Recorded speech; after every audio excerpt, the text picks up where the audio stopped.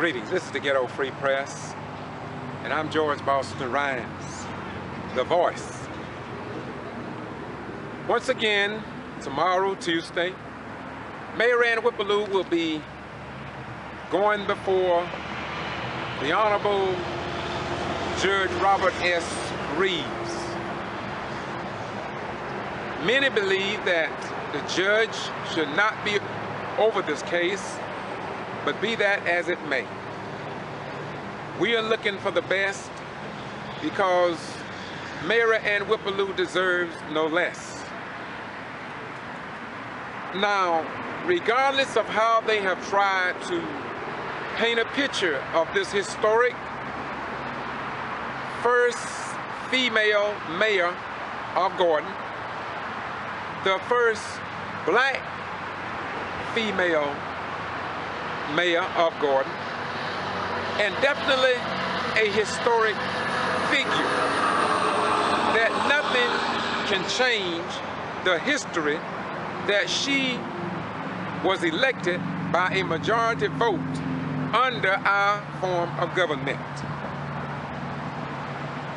If you don't know, and if you listen to the local television stations, radio, and newspapers in the Middle District of Georgia area, you would believe that this mayor is an outright criminal, beyond question. But we who look beyond the forest, we who look beyond the clouds after it rains, we can see much deeper than the shallow viewers who may have been persuaded by a version of the truth that indeed is not a true reflection of the truth.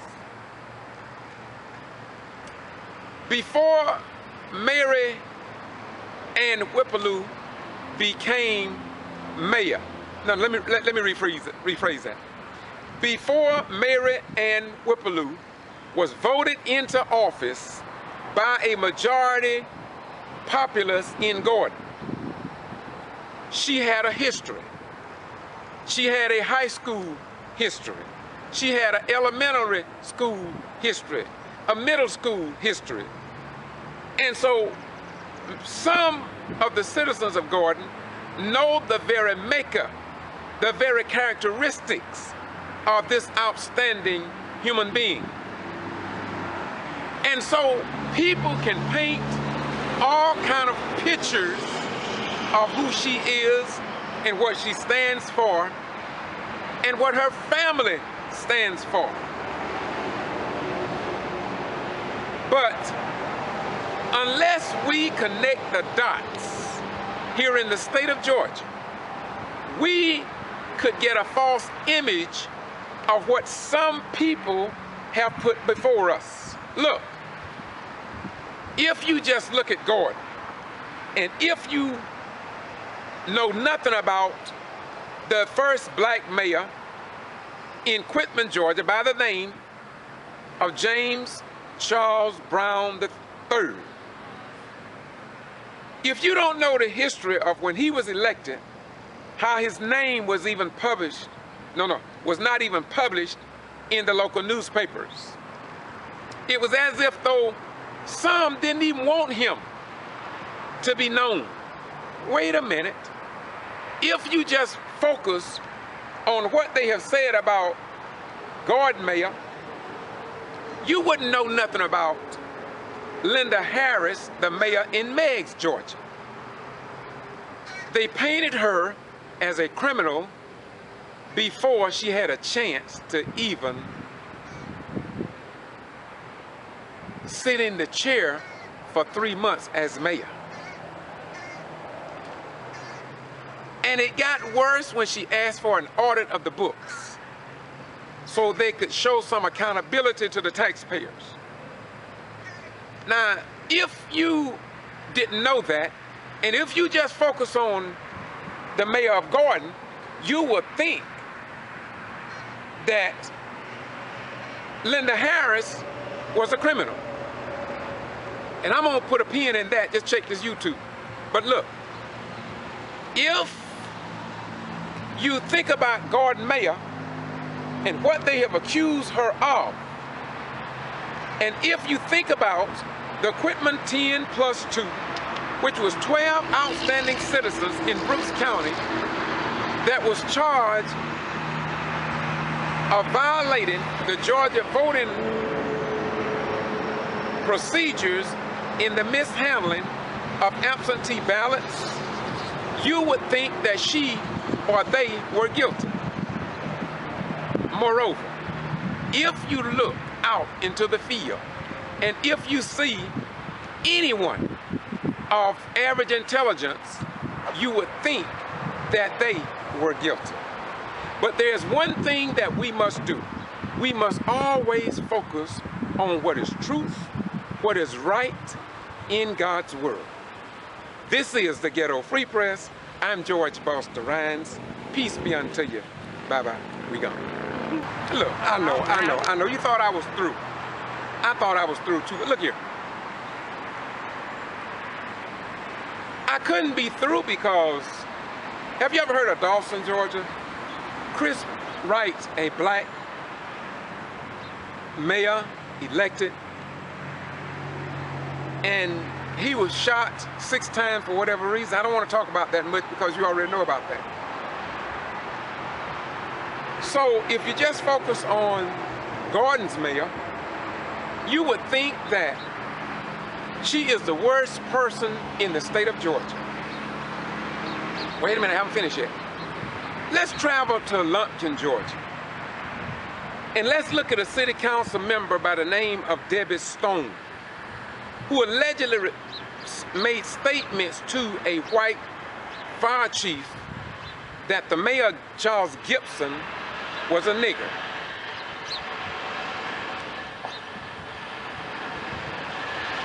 Now, we all understand that unless we have the information, we wouldn't know what was going on. We would think that Gordon and Mary Ann Whipple Lue just an isolated incident. So let us go a step further, and I'm gonna bring this to a close. I just want you all to think today.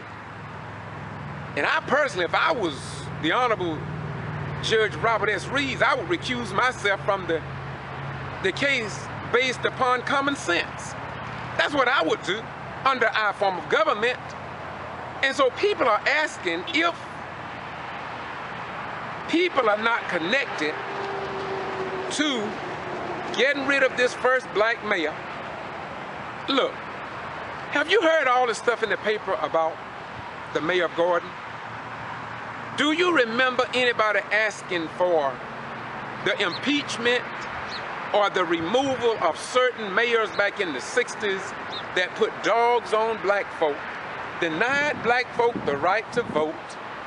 And in some cases, if you look further back down in the annals of history, mayors enforced laws wherein black people could not even marry. Do you remember in the historic archival record? No. I'm not playing the race card. After all, if I'm playing the race card, if I am playing the race card, as people want to accuse me of, just remember that I did not create the ball, and I definitely don't own the land where the basketball court or the football court is. You get it? And so let's just face and focus on the facts.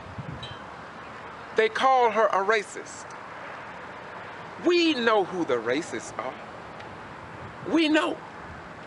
For all we have to do is look down the annals of history, look at the pictures, how certain people have murdered, slaughtered, maimed, denied rights to American citizens, that they couldn't vote, they were not permitted to be human beings. So we don't have to re-examine who the racists are. For God have made it possible for us to just look at the historic archival record and find out the truth. After all, St. John 8:32 says, and you shall know the truth, and the truth shall set and make you free. Look, there have been mayors who did things that was worse than even the things that they accuse this mayor of. And they were done overtly. They were done against the best citizens in some states throughout the United States, and they never asked that mayor, or in many cases that governor, be removed from office.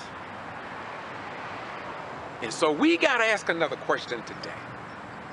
We must be wise as serpents and harmless as doves. Yet there come a time after 435 years plus that if we've tried nonviolence, we have tried everything, and everything has failed the black man, the black woman, and their children. And so we now must ask a question like Al Sharpton last week. How could it be that in Florida, people that are members of the Ku Klux Klan find themselves in high offices of law enforcement?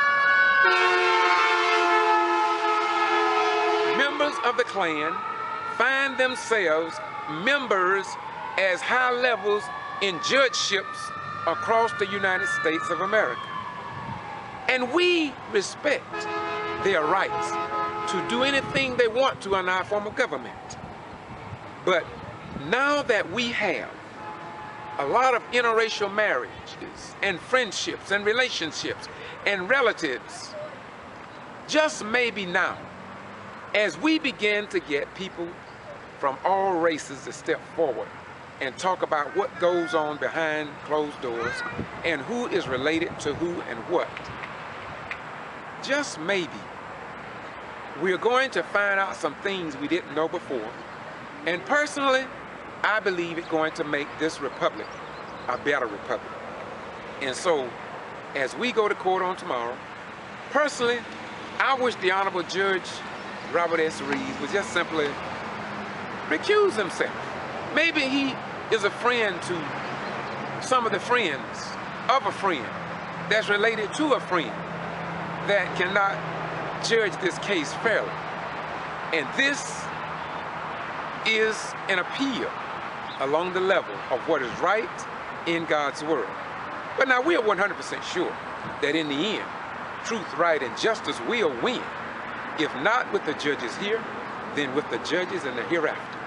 This is the Ghetto Free Press, and I'm George Boston Rhymes, doing what I do because it must be done, regardless of who may remain quiet and see this lady go down the drain. But somebody gotta stand up for what is right in God's word. The Ghetto Free Press. Bye-bye. We go.